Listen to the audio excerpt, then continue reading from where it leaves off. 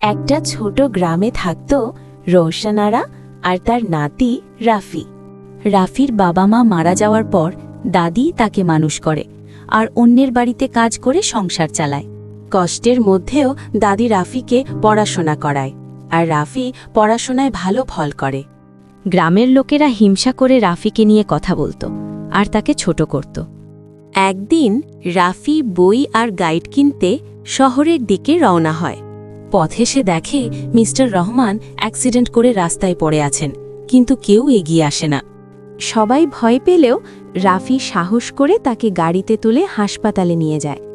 হাসপাতালে ডাক্তার করিম তার চিকিৎসা শুরু করেন আর রাফি চিন্তায় পাশে দাঁড়িয়ে থাকে। চিকিৎসার পর মিস্টার রহমান বলেন, যে আমাকে বাঁচিয়েছে তাকে আমার সামনে নিয়ে এসো।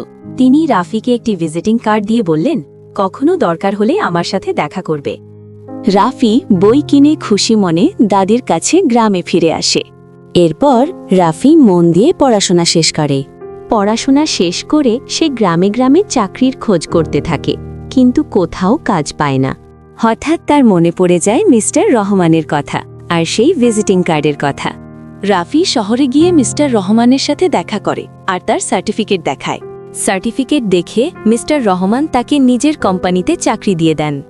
খুশি হয়ে রাফি গ্রামে ফিরে দাদির কাছে আসে আর সবাইকে মিষ্টি খাওয়ায়। এবার গ্রামের লোকেরাই রাফির প্রশংসা করে আর দাদির মুখে ফিরে আসে হাসি।